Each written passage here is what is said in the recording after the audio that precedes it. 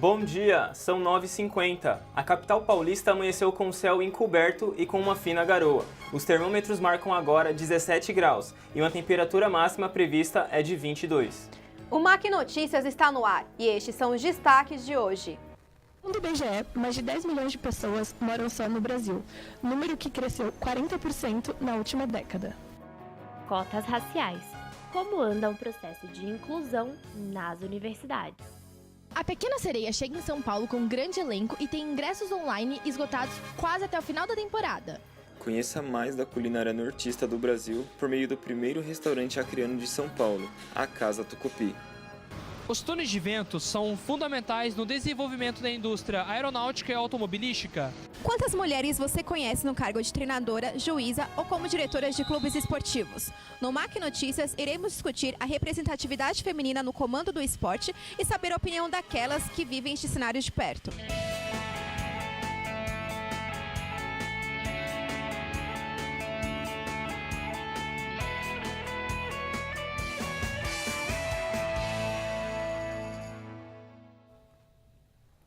Dez ministros deixam o cargo por causa das eleições que vão ocorrer este ano. Essa saída, impulsionada pelas eleições de outubro, é apenas uma das mudanças ocorridas nos ministérios do Brasil durante o governo Temer. Acompanhe a reportagem sobre a reforma ministerial de Larissa Lara. O presidente Michel Temer promoveu uma reforma em 11 pastas dos ministérios do Brasil. A troca de ministros é impulsionada pelas eleições de outubro de 2018. A redução do número de ministérios é uma proposta de Temer desde que assumiu a presidência da República em maio de 2016. Em seu discurso, disse que diminuiria a máquina administrativa do país. No governo Dilma, havia 32 ministérios. Atualmente, existem 29. Eles são órgãos criados pelo governo para facilitar a administração do país. Os ministros são os chefes no planejamento e elaboração de programas e políticas públicas. A nomeação também é de interesse do presidente. Temer nomeou muitos senadores e deputados em sua posse. Quase 60% dos cargos ministeriais eram ocupados por ele no início de seu mandato. Eu, presidente dessa estrutura maluca do Brasil, monto ministérios, invento ministérios só para acomodar 30 partidos políticos que querem estar dentro do governo para ter verba pública. Dizendo, se eu não estiver representado no seu governo com um pouquinho de verba, caro presidente, eu vou ser oposição. É crucial a confiança entre presidente e ministros, porque essa comunicação indica quais ministérios necessitam de maior atenção e de quanto dinheiro depende em cada um. Quando você muda ministro, você corre dois riscos. Primeiro é descontinuidade. Então, assim, puxa, o ministro que estava saindo estava tocando alguns projetos que iam acabar de sair. Da semana que vem eles seriam anunciados. O novo ministro chega e pode tomar duas atitudes. Puxa, eu não estou bem a par disso, me dá mais um tempo, porque eu preciso analisar, preciso estudar, tomar pé da situação. Ou o ministro simplesmente não concorda com aquilo. Ele diz, bom, agora que eu tenho poder, acho esse projeto muito ruim, cancela. Ao longo de seus 2 anos no governo, Michel Temer nomeou 63 ministros. Essa mudança causa impacto na vida das pessoas e de todo o país e dificulta a implantação de projetos públicos. Acho que temos ministérios em excesso, acho que há funções redundantes simplesmente para acomodar interesse. Acho que a gente tinha que colocar critérios objetivos de análise de ministro. A instabilidade ministerial do governo Temer deve-se principalmente a 2 fatores. O primeiro deles diz respeito à corrupção, que fez cair os então ministros da Transparência Fabiano Silveira e Romero Jucá do Planejamento por conta de suas ligações com a Operação Lava Jato, ainda em 2016. Depois vem a incompetência, ilustrada na demissão do ex-ministro da Cultura Marcelo Calero após o impasse do projeto imobiliário junto ao ex-ministro da Secretaria de Governo, Gedel Vieira Lima, que foi mais um a deixar o cargo à disposição. O debate em torno da efetividade das cotas raciais para as universidades públicas continua sendo uma polêmica. Por outro lado, quem pretende fazer uma universidade particular também encontra dificuldades. Veja na reportagem de Beatriz Góes. A chamada Lei de Cotas surgiu em 2012 com o objetivo de proporcionar mais igualdade a alunos oriundos de escola pública. A lei também garante que 50% das vagas sejam reservadas a pretos, pardos e indígenas. Acho que as cotas são um instrumento importante de reparação para a comunidade negra em relação à exclusão que a gente vive no Brasil historicamente, não só do ponto de vista econômico, mas também cultural e educacional, principalmente, né? Nas universidades particulares, o sistema de cotas raciais não é obrigatório. O maior acesso de pretos, pardos e indígenas se dá através de programas que levam em consideração a situação socioeconômica, como o ProUni e o FIES. O ProUni, por exemplo, atendeu cerca de 1,9 milhão de alunos até o primeiro semestre de 2016, sendo destes 70% com bolsas integrais. Para o professor Renato, o preconceito permanece e a desigualdade histórica ainda é presente nos dias atuais. Por mais que exista o discurso que não, a gente é tudo miscigenado, a diferença se faz, a diferença está aí no dia a dia. Alguns alunos que não me conhecem acham que eu sou um técnico. Sempre fui a favor, não só por me enquadrar nesse grupo, né? Mas por reconhecer o desfalque que há. Por que não ter as cotas raciais? É claro, não seria o ideal seria ter uma educação boa, pública, aí todo mundo realmente teria chances iguais, entendeu? De entrar na universidade, mas não há. Então, por isso que eu realmente sou muito a favor das cotas raciais. É paliativo, deveria ser paliativo, mas não está mudando nada a escola pública, o ensino. Então, vai ter que ter, até melhorar. E o governo de São Paulo anuncia que a inflação é de 2,27%, a segunda menor taxa em 78 anos. O levantamento é de acordo com o Índice de Preços ao Consumidor. Nosso repórter, Christian Costa, tem mais informações. Bom dia, Christian. Bom dia, Giovânia, a todos que nos assistem. Olha, o índice da taxa de inflação na cidade de São Paulo em 2,27% não é uma boa notícia. Os fatores que ocasionaram esse resultado são o alto número de desempregados em São Paulo, em torno de 2 milhões de pessoas. Em consequência, o baixo poder aquisitivo do consumidor. A indústria também está bem ociosa.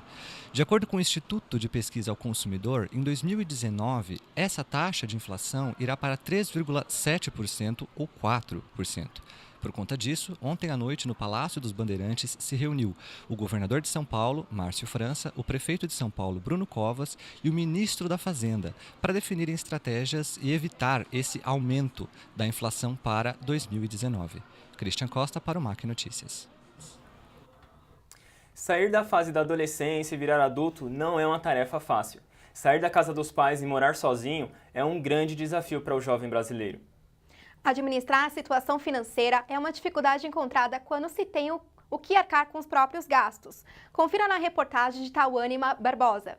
Para quem é acostumado a morar com os pais, ter todas as contas pagas, quando passa a morar sozinho, sofre um choque de realidade. Segundo o IBGE, mais de 10 milhões de pessoas moram só no Brasil, número que cresceu 40% na última década. O país acabou de sair de uma recessão de 2 anos aí, então teve 2 períodos de inflação relativamente alta.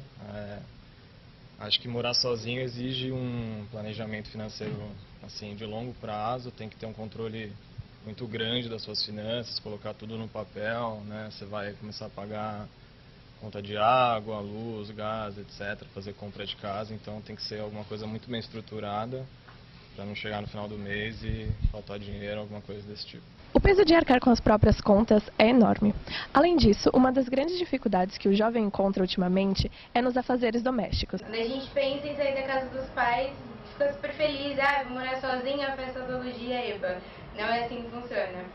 E uma das maiores dificuldades que a gente encontra é de manter a casa limpa, porque você trabalha de dia, estuda à noite, e quando chega cansada, não sabe como a sua mãe tinha disposição para realmente arrumar tudo, lavar louça. Então, hoje em dia eu falo muito pra ela, nossa, como você conseguia deixar tudo isso limpo, eu não consigo fazer nada. Se organizar para pagar as contas e não terminar o mês no vermelho é uma grande dificuldade. Eu tenho uma planilha que eu fiz no Excel, onde eu coloco todas as contas que eu tenho que pagar no mês, tudo que eu tenho que gastar, que eu posso gastar e que eu não posso.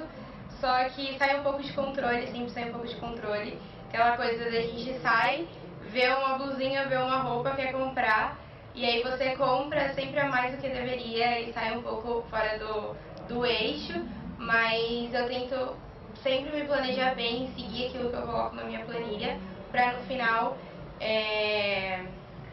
eu conseguir pagar as contas tudo certinho e ainda sobrar um dinheiro. Tá tudo na ponta do lápis, ver se o que você ganha condiz com morar sozinho, porque custo de aluguel já é um custo relativamente alto, tudo isso vem embutido um monte de outros custos, então acho que na verdade quando você é jovem seria um período interessante para você começar a juntar dinheiro e não ficar se desdobrando para conseguir pagar todas as contas no final do mês. Então acho que essa decisão de morar sozinho, talvez ela tem que ser muito bem pensada e, se possível, adiada até ter uma estabilidade financeira. A catarata é responsável por 51% dos casos de cegueira no mundo, de acordo com a Organização Mundial da Saúde. No Brasil, são realizadas cerca de 450 mil cirurgias por ano. Veja na reportagem de Larissa Manduca. A catarata ocorre quando o olho começa a ficar opaco, causando uma visão embaçada, falta de nitidez e visão dupla. Na maioria das vezes, resulta em uma perda visual progressiva, tanto de perto quanto para longe, podendo ser unilateral ou bilateral. O paciente pode queixar-se também de perda de contraste das cores, troca frequente do grau de óculos sem melhora na qualidade de visão. A cirurgia de catarata, ela é uma cirurgia feita com anestesia. Não existe cirurgia que remove a catarata a laser totalmente, é uma cirurgia com corte mesmo, e existe um aparelhinho que a gente usa para comer a catarata. A cirurgia demora em média 30 a 40 minutos, às vezes um pouco mais, às vezes um pouco menos, dependendo do grau da catarata, e a pessoa vai para casa no mesmo dia.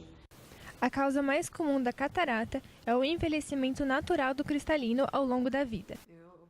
Encontrava assim, sem enxergar praticamente nada de perto, principalmente com o meu olho esquerdo, e foi passando os tempos, foi ficando cada vez pior, até que fui no oculista e ele constatou que era uma catarata que eu precisava operar. Hoje eu estou perfeita, leio letras bem pequenas, costuro, coloco a linha na agulha. Não preciso de óculos de perto. Existe também a catarata congênita, na qual o bebê já nasce com a doença. Entre os tipos estão o senil, que ocorre com o avanço da idade, congênita, que surge ao longo do nascimento por causa de infecções intrauterinas, como rubéola, sarampo e sífilis. Secundária, causando por doenças ou medicamentos, traumática, que se desenvolve após alguma lesão no olho e também pode ocorrer após o tratamento de radiação. Segundo um levantamento realizado pelo Conselho Federal de Medicina, em dezembro do ano passado, pelo menos 904 mil cirurgias eletivas estão pendentes no Sistema Único de Saúde. Nessa lista, a cirurgia de catarata é uma delas. Na tentativa de diminuir a fila de espera no SUS, em março deste ano, a Secretaria de Saúde do Estado de São Paulo realizou um novo mutirão da catarata. Na cidade de Sorocaba, interior da capital, 5 mil pessoas esperavam pela cirurgia do Sistema Único de Saúde. 3 meses depois, cabe também à população cobrar o governador do estado de São Paulo, já que inúmeras pessoas perderam suas visões na fila de espera. Uma realidade assustadora são os números sobre violência doméstica no Brasil. A cada 7,2 segundos, uma mulher é vítima de violência física, segundo o Instituto Maria da Penha.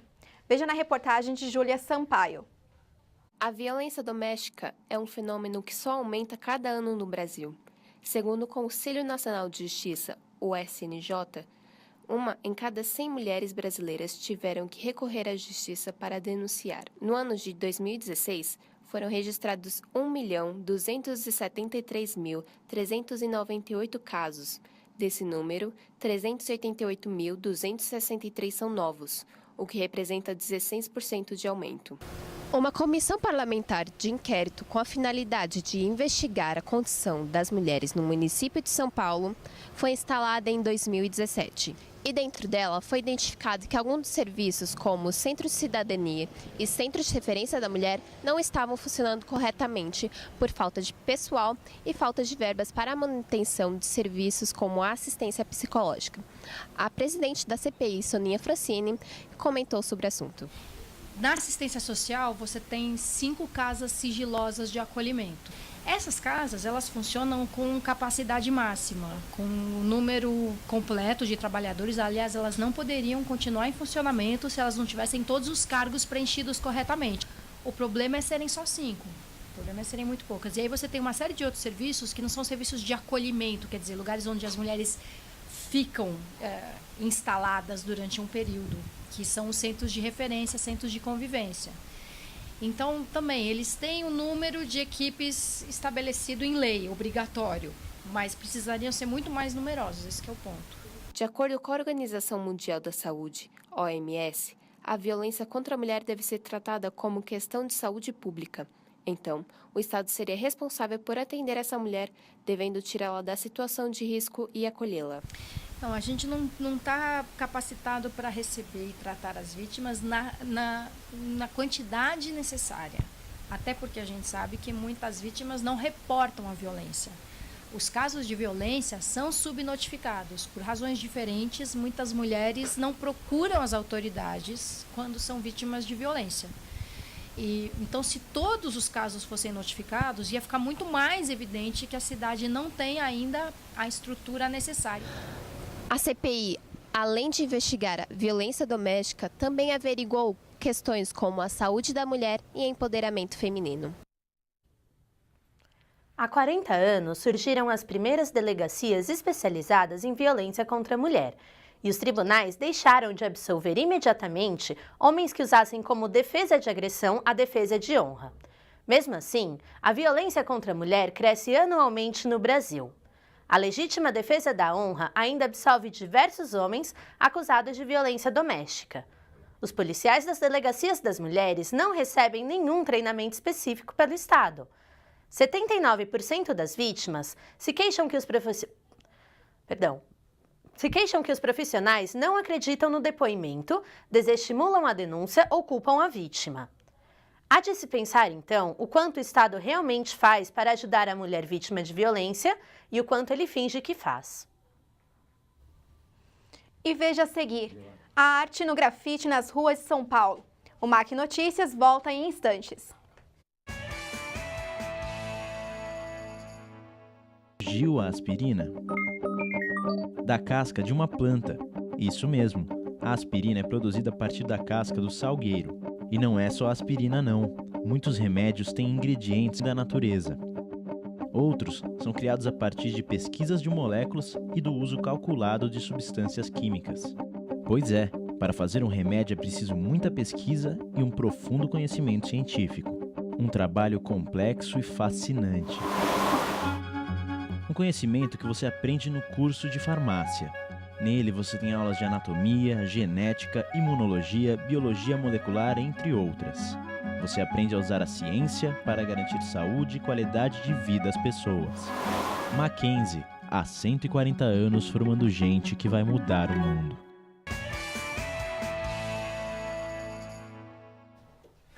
Quer comer uma coisa diferente sem gastar muito? Agora está ficando cada vez mais fácil encontrar um prato diferente em qualquer lugar que você vá. Com comida de rua, todo mundo está acostumado. Quem nunca comeu um pastel de feira ou um churros para matar a fome? Comidinhas de rua são a cara de São Paulo. Mas agora, esses pratos estão ganhando cara nova. Em diversos terminais de ônibus e estações de metrô, já é possível encontrar áreas diferenciadas, especialmente para comer.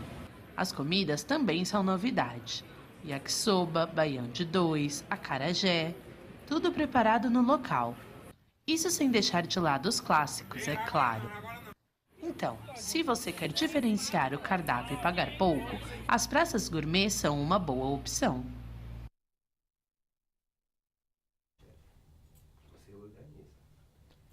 Após greve por todo o país, postos de gasolina e transportadoras já estão normalizadas. A repórter Amanda Martins está ao vivo com a gente para falar um pouco sobre o assunto. Bom dia, Amanda. Bom dia, Ariovânia. Nas 2 últimas semanas, o Brasil paralisou por conta de uma greve realizada por caminhoneiros de todo o país. Os motoristas, que interditaram inúmeras rodovias, reivindicavam contra o preço do diesel, que havia aumentado mais de 50% nos últimos 12 meses. Por conta disso, o abastecimento de combustível chegou a ficar zerado, gerando alvoroço. Além disso, o setor alimentício e até o hospitalar foram prejudicados. Após uma negociação entre o governo e os caminhoneiros, a greve foi diminuindo aos poucos, tendo sua finalização total na última quarta-feira. Amanda Martins para o MAC Notícias. Nos horários de pico, as linhas de metrô da cidade de São Paulo transportam milhares de pessoas por dia. A jornalista Amanda Martins passou pela linha verde dentro desses horários de pico e mostrou um pouco de como funciona o transporte público para quem não possui outra forma de voltar para casa. A estação Consolação da linha 2 verde do metrô de São Paulo interliga, por um túnel, os passageiros até a estação paulista da linha 4 amarela. Segundo dados da Via 4, empresa que administra a linha amarela, cerca de 80% das pessoas que passam por lá estão indo para a linha verde, totalizando em torno de 240 mil passageiros por dia. Durante o horário de almoço e no final da tarde, o fluxo aumenta, gerando muitas vezes superlotações. Para se ter uma ideia, no sábado que antecedeu o carnaval deste ano, os trens tiveram a velocidade reduzida por conta do tumulto causado pelo grande número de pessoas. Cerca de 2 milhões de usuários dependem do ônibus para ir trabalhar e voltar para casa na cidade de São Paulo. E para quem depende desse transporte público, o excesso de pessoas e o atraso dos veículos acabam se tornando um transtorno na vida do paulistano. Aproximadamente 22% da população de São Paulo utilizam os ônibus para se locomover pela cidade. Os horários mais caóticos são das 6 às 9 da manhã e entre as 5 da tarde e as 8 da noite, com lotação máxima de 38 passageiros sentados e 91 em pé em algumas linhas de ônibus. Porém, na maioria das vezes, esses números não são respeitados. Pesquisa revela que fatalidade envolvendo pedestres é maioria em acidentes de trânsito. A lei visa inibir infrações cometidas pelos próprios pedestres, a fim de diminuir o número de tragédias do tipo. Sofreu mudança no prazo para entrar em vigor. Acompanhe agora na matéria da repórter Rafaela de Oliveira. De acordo com o levantamento divulgado pelo Movimento Paulista de Segurança no Trânsito no início do mês de maio, pedestres correspondem a 28% das vítimas fatais em acidentes no trânsito. No último ano, foram registradas quase 1.600 mortes em ruas, avenidas e rodovias do país. E a imprudência de alguns condutores aliada à fraca legislação contribui diretamente para esse cenário. Já regulamentada, a medida que prevê multa para pedestres que cometem infrações, sendo a mais comum delas atravessar fora da faixa, foi adiada de abril deste ano para março de 2019. O Conselho Nacional de Trânsito não justificou o motivo do adiamento. O grafite e a pichação fazem parte da arte de rua.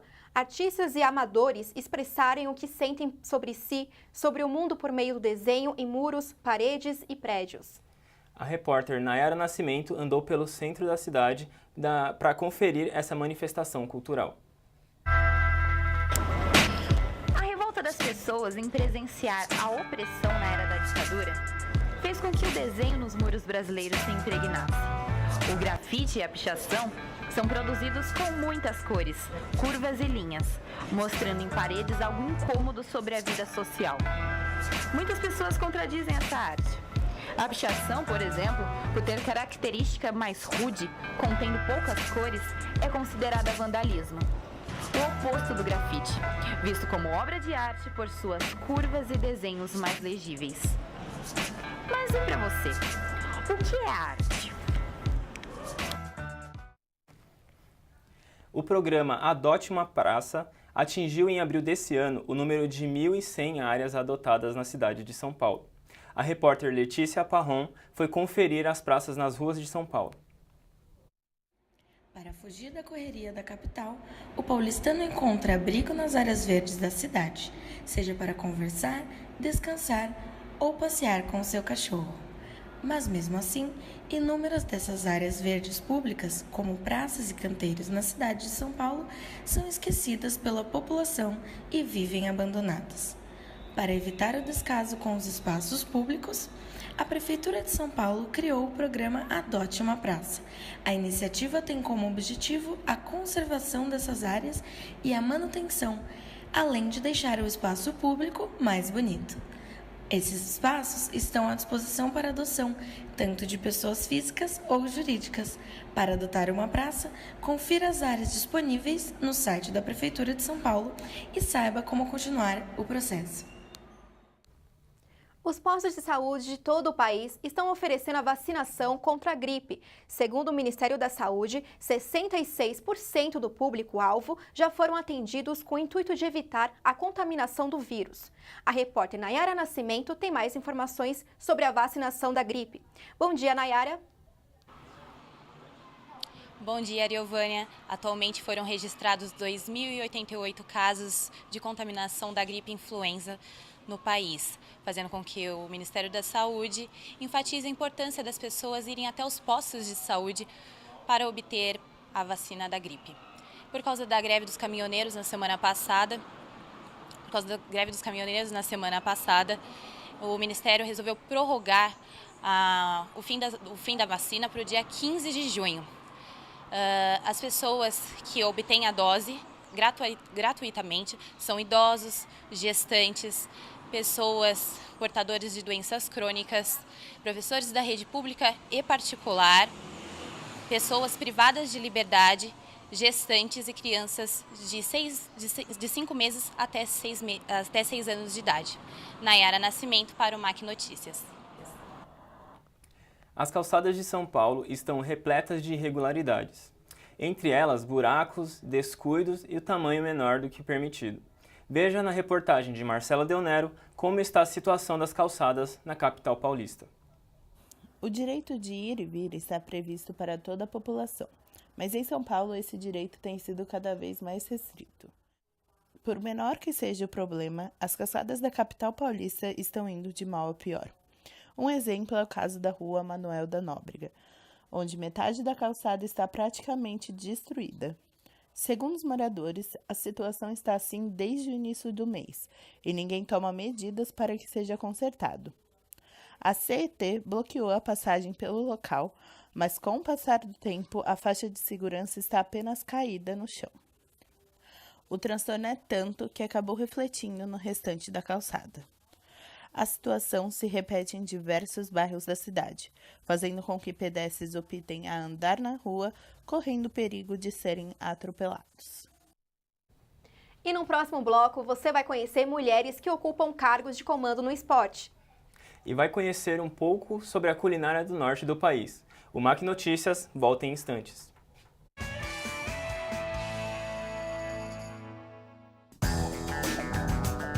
Olha que prédio enorme!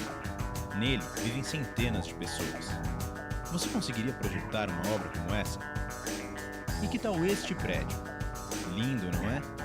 Mas não basta ser bonito. Tem de dar conforto às pessoas. Você sabe como fazer isso? Casas, prédios. Para você morar ou trabalhar neles, eles precisam ser projetados. Tem que fazer cálculos, desenhos, prever os materiais. Você seria capaz de fazer isso? Um arquiteto, sim. Em um curso de arquitetura, você tem aulas de sistemas construtivos, paisagismo, conforto ambiental, estética e muitas outras. Você aprende a unir criatividade e ciência para melhorar a vida das pessoas. Mackenzie, há 140 anos formando gente que vai mudar o mundo.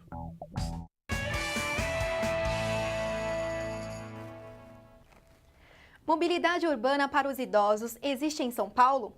Como estão as ruas, avenidas, as calçadas que passam os pedestres? A repórter Laís Araújo traz essas informações. A cidade de São Paulo é um dos ambientes mais conhecidos em todo o Brasil. Lugar urbano onde se locomover está se tornando cada vez mais automotivo. Nos últimos 10 anos, o Brasil ganhou 8,5 milhões de cidadãos acima de 60 anos. Na capital, em especial, há uma preocupação maior quanto às ruas asfaltadas e as calçadas sem desníveis, tudo isso para facilitar o deslocamento dos pedestres. Isso porque o número de idosos que se acidentam por maus cuidados com os ambientes públicos são de 100 mil por ano, de acordo com uma matéria de junho de 2017, publicada na revista Veja São Paulo. O ano é de Copa do Mundo, mas a posse de bola também devem estar com elas. Você sabia que menos de 20% das mulheres ocupam cargos no esporte brasileiro? Vamos mostrar este assunto com a repórter Aiovânia Soares. Segundo as últimas pesquisas sobre a presença feminina em cargos de comando no esporte brasileiro, verificam-se números inferiores a 20%. Dentre os 7 membros do Conselho Executivo do Comitê Olímpico Brasileiro, apenas um é mulher. Mas por que é tão difícil a mulher conseguir papéis mais altos no esporte? A sociedade ainda é muito machista, é um ambiente muito fechado.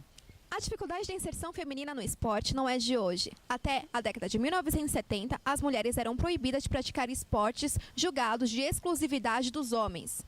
O Decreto-Lei nº 3.199/1948, artigo 54, dizia: às mulheres não se permitirá a prática de desportos incompatíveis com as condições de sua natureza, devendo, para este efeito, o Conselho Nacional de Desportos baixar as necessárias instruções às entidades desportivas do país.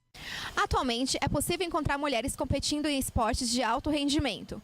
Samantha Soares, de 24 anos, já coleciona inúmeras medalhas no judô, mas sente diferença de oportunidade no que diz respeito a salário, contratação ou apoio financeiro para treinar.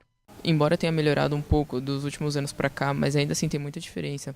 Acho que o homem tem que ganhar a mesma coisa que a mulher, ou vice-versa, independente do título que tiver, entendeu? Acho que tem que existir um padrão em relação a títulos e os dois têm que receber igual por aquilo que eles merecem. Mas, quando o assunto é cargo de comando, há pouca representatividade feminina. Lucimar ainda tem dificuldade de ser reconhecida como treinadora na luta livre. Ainda é um pouco difícil ser reconhecida como treinadora. Está acontecendo agora o Ginasíades, né? Um evento, logicamente, que é escolar, né? Estudantil. De toda delegação não está indo nenhuma mulher, né? Sendo que há outras mulheres que estão trabalhando na área, com atletas classificados, eles não convocam, apenas convocam os homens. Em 1981, iniciaram incentivos para haver, no mínimo, 10% de mulheres em posições de comando no desporto até o final de 2000. Em 1998, houve uma segunda conferência, que aumentou a meta para 20%, a ser cumprida até em 2005. Em 2010, a Comissão do COI, Mulheres e Esporte, publicou os resultados. 18,3% de presença feminina nos comitês executivos das federações internacionais de esportes e de 17,3% nos comitês olímpicos nacionais. Ambas não atingiram a meta de 20%. Os túneis de vento são os grandes responsáveis pelo desenvolvimento de carros e aviões modernos. Esses equipamentos envolvem uma alta tecnologia para simularem os efeitos que o vento produz sobre um objeto sólido. O nosso repórter Vitor Fonseca conta mais detalhes sobre os túneis. Os túneis de vento são uma estrutura que simulam o comportamento do ar em relação a diversos objetos sólidos. Esse equipamento é responsável no desenvolvimento de aeronaves, foguetes, automóveis e carros de corrida cada vez mais tecnológicos. O Centro Técnico Aeroespacial de São José dos Campos possui o maior túnel de vento do país, com a velocidade chegando a 30% da velocidade do som. E o objetivo dele é realizar medidas. Então, a gente utiliza a seção de menor área, né, dentro desse túnel para realizar as medidas. É lá que a gente coloca o objeto que vai ser estudado. A indústria aeronáutica é a grande responsável pela criação dos túneis, sendo consequentemente os veículos mais testados. A finalidade dos ensaios é determinar as características de desempenho e estabilidade durante o voo.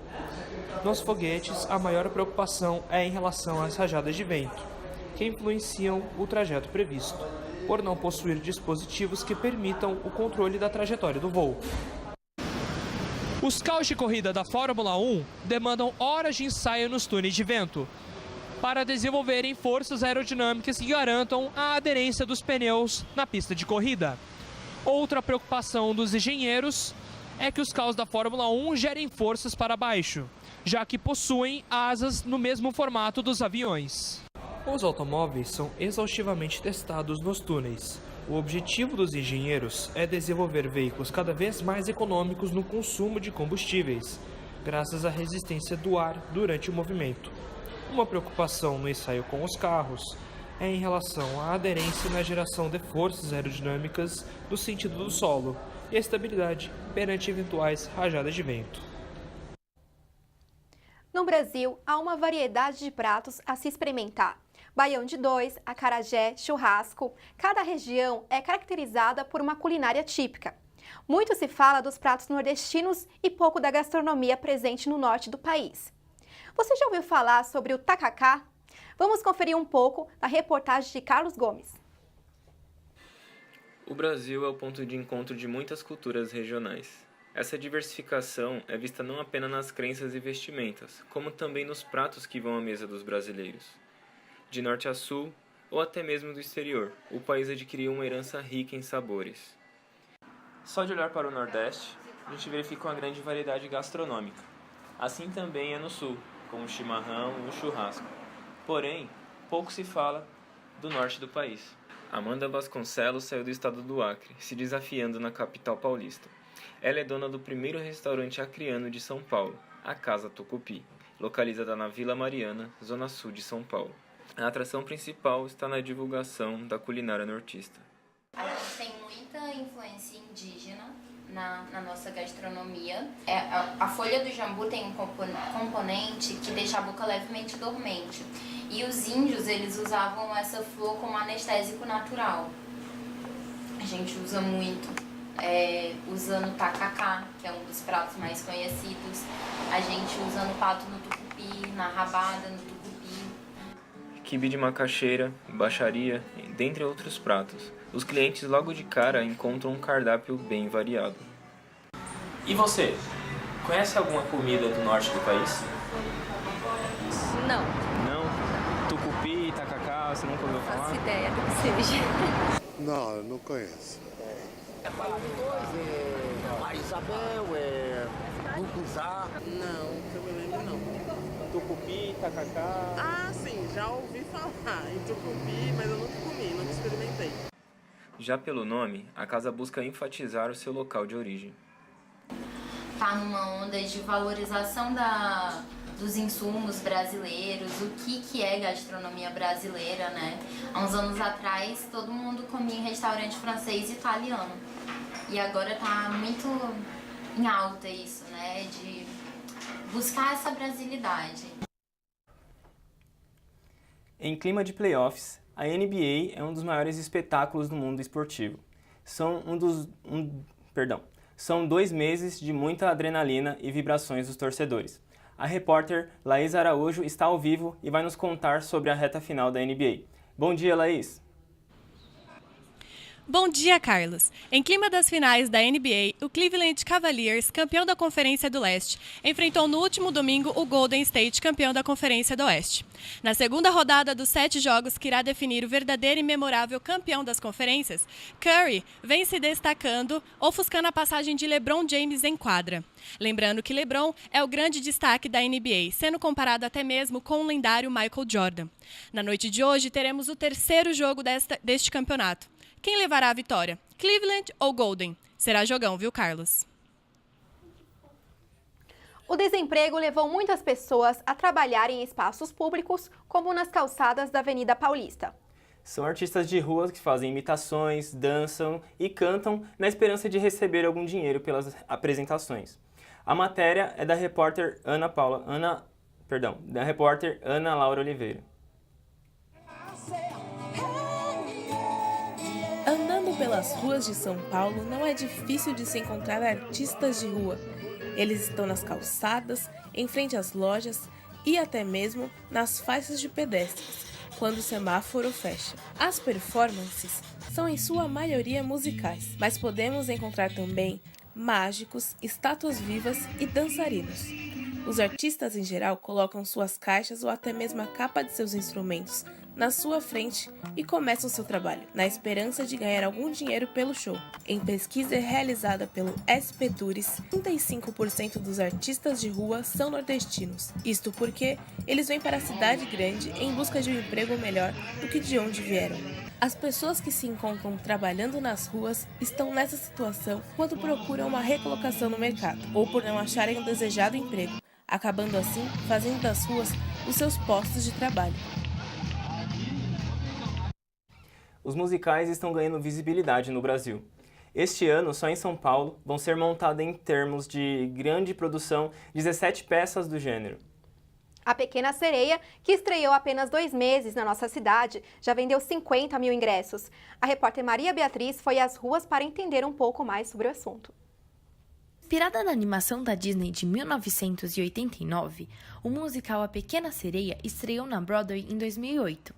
Mas, com grandes críticas negativas, não trilhou carreira de sucesso. A adaptação aqui no Brasil, a primeira da América Latina, chegou no final de março desse ano. Com toque brasileiro, conta com um elenco espetacular e já faz sucesso entre os espectadores que lotam quase todas as sessões. Cada show é um organismo particular. Nenhum show é sequer semelhante ao outro. A energia é até um nível energético. Só que, assim, como um exemplo, tem uma plateia fria, depende, então vamos esquentar essa plateia. Aí, às vezes tem uma plateia muito eufórica, ok, vamos trabalhar essa energia. Muito, é uma dinâmica, por isso que é tão apaixonante, por isso que é tão viciante. A gente vicia no trabalho. O teatro musical tem ganhado cada vez mais espaço no cenário brasileiro. 10 anos após a sua primeira montagem, A Noviça Rebelde, um dos clássicos da Broadway, volta para os palcos de São Paulo, adaptado novamente pela dupla Miller Botelho. Há 10 anos eu estava assistindo A Noviça Rebelde. Eu por coincidência, eu estava quase vindo para São Paulo nessa época. Eu era muito, tipo, eu tinha, sei lá, 15 anos, eu acho. Eu achei lindo o espetáculo, eu me lembro de ter ficado muito emocionado quando assisti. E eu já estudava interpretação, já era ator, eu trabalho desde os 8 anos de idade. Mas nunca tinha feito musical, eu nunca tinha trabalhado com musical. Eu acho que eu não teria feito um bom trabalho antes em algum musical se eu tivesse passado antes. Então, estar fazendo Noviça hoje, pra mim, é a concretização de um sonho. A Noviça Rebelde estreou nos palcos da Broadway em 1959, mas conquistou o mundo inteiro quando Julie Andrews deu vida à protagonista Maria nas telas de cinema em 1965. A trama acontece pouco antes da Segunda Guerra Mundial, quando o nazismo começa a se instaurar na sociedade. Maria vive em um convento, mas não consegue se adaptar às condutas religiosas e acaba indo morar na casa da família Von Trapp. Sua chegada muda drasticamente a rotina da família. Uma curiosidade super interessante é que a primeira adaptação aqui no Brasil ganhou uma versão em CD, que hoje você pode conferir também nas listas de Spotify. A arte circense que acompanha o homem desde os tempos das cavernas, por simplesmente colocar o homem em risco diante do que pode ser considerado lúdico. Essa arte vem ganhando espaços e levando sua mensagem para muito além das lonas. A repórter Mirella Lemos acompanhou os bastidores de uma companhia e traz uma reflexão sobre a cultura milenar. O circo que acompanha o homem desde os tempos das cavernas, pelas suas técnicas e desafios, hoje ganha outras linguagens. Muito além dos sapatos maiores que os pés e as meias coloridas, considerado um dos personagens primordiais da arte circense, o palhaço agora ocupa novos espaços, muito além das lonas. Acreditando nisso, a companhia Ruelá, criada em 2017 e formada por Lucas Branco, Rodrigo Zanetti, Marcelo Marcon e Nilson Domingues, surge com a intenção de unir o tradicionalismo da arte com sua releitura nos dias atuais. O palhaço sai de picadeiro, ele vai para a rua, para o teatro, para qualquer espaço. Como ele carrega o circo na alma, ele de certa forma também traz consigo o malabarista, o acróbata, o mágico, dentro da sua alma, que é a sua essência. Representa a figura da lona de certa forma e vai sempre representar. Eu vejo o palhaço como uma figura que ele representa o circo e ao mesmo tempo é exigido dele muitas outras habilidades, não só fazer rir, mas quanto saber um pouco de malabares, saber um pouco de música, saber um pouco de mágica. Minha escola foi a rua, feira, teatro de rua, e é nessa relação que eu fui aprendendo, bebendo muito dos meus professores que vêm de família circense, da oratória, de pai para filho, indicando técnicas. O erro é bem-vindo. Nossa fragilidade, né? Nossa fragilidade. A gente subjuga, transforma o que está instaurado como certo, e o palhaço chega e subverte isso. Então o palhaço ele chuta a bunda do patrão. Quem que vai fazer isso socialmente?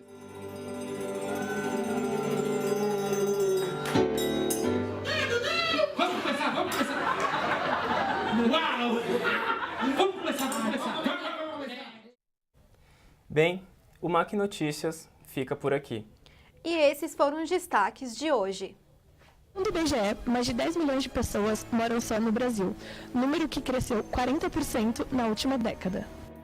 Cotas raciais. Como anda o processo de inclusão nas universidades? A Pequena Sereia chega em São Paulo com um grande elenco e tem ingressos online esgotados quase até o final da temporada. Conheça mais da culinária nortista do Brasil por meio do primeiro restaurante acreano de São Paulo, a Casa Tucupi. Os túneis de vento são fundamentais no desenvolvimento da indústria aeronáutica e automobilística.